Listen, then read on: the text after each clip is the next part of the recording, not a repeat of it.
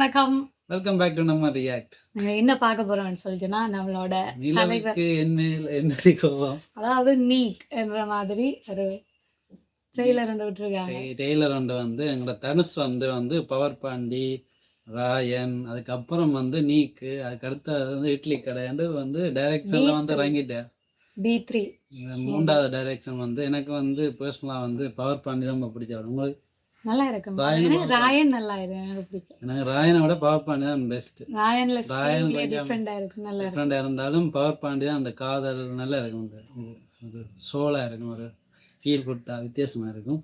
அதே மாதிரி இப்போ ஃபுல் அண்ட் ஃபுல் லவ் ஸ்டோரியில் ஒரு படம் நிலவுக்கு என்னடி என்மேல் கோவம், ஒரு பெரிய ஒரு வசனம் வந்து அதுவும் ஜிவி பிரகாஷ் மியூசிக்கில் பாட்டெல்லாம் உங்களுக்கு தெரியும். கோல்டன் ஸ்பேரோ, அப்புறம் காதல் ஃபெயில்ன்ற ஒரு பாட்டு, எல்லாமே பெரிய ஹிட்டான பாட்டு. அதுவும் பிப்ரவரி மாதத்துல இந்த மூவி வரப்போகுது. லவர்ஸ் டேக்காக தான் எய்ம் பண்ண படம். சரி, ரொம்ப பேசாம போய் பார்ப்போமா என்ன மாதிரி ட்ரெய்லர் வந்திருக்கு, வாங்க பார்ப்போம். வெற்றி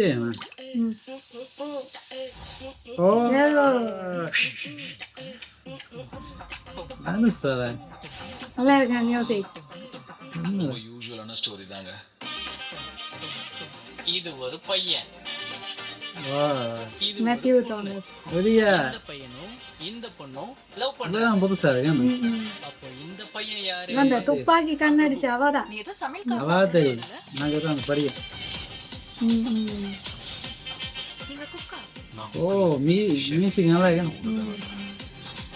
உனக்கு எவ்வளவு சம்பளம்? You drink, you smoke. சாவடா. இப்ப நான் ஒரு கதை சொல்லவா? வா, டான்ஸ் ஆடுற. சரிமா. இது ஒரு பொண்ணு, அனிகா. ஓ அனிகா. இந்த பொண்ணும் கல்யாணம் பண்ணிக்க போறாங்க. அப்போ இந்த பொண்ணு யாரு? ஓ ஷிட், அனிகா பாவி பண்ணியாடா. ரிடிகுலஸ். ரிடிகுலஸ். அட எங்கட சரண்யா. அப்பா, திஸ் இஸ் பிரபு. நாங்க சரத்குமார். ஐயோ யாரு சுத்தமா பிடிக்கல. சீரியஸா தனுஷ் சொன்ன மாதிரி இருக்கு. திருவிளையாடல் மாதிரி இருக்கு. கிடையாது, என்ன உனக்கு எதுவுமே நார்மலா நடக்காதா? I want to marry you. Let's get married. Oh, so cute. O weekend செம்மையா இருக்கு. பேக்ரவுண்ட் சுவர் வேற லெவல். டேய், இது உனக்கு கொஞ்சம் கூட எஃபெக்ட் பண்ணலையா? Of course not. சான்ஸே இல்ல. அவங்க ரெண்டு பேரும் பிரிக்கணும்டா. மிஸ் நிலாவை பார்த்தா அவங்க ரொம்ப கம்ஃபர்ட்டபிளா மூவ் ஆயிட்ட மாதிரி தெரியுது. லவ்வுக்கும் கோல்டன் ஸ்பேரோ, லவ் ஃபெயிலியருக்கு நடுவுலயும் மாட்டின் முழிக்கிற மச்சான். Okay okay. ஜாலியா வாங்க, ஜாலியா போங்க.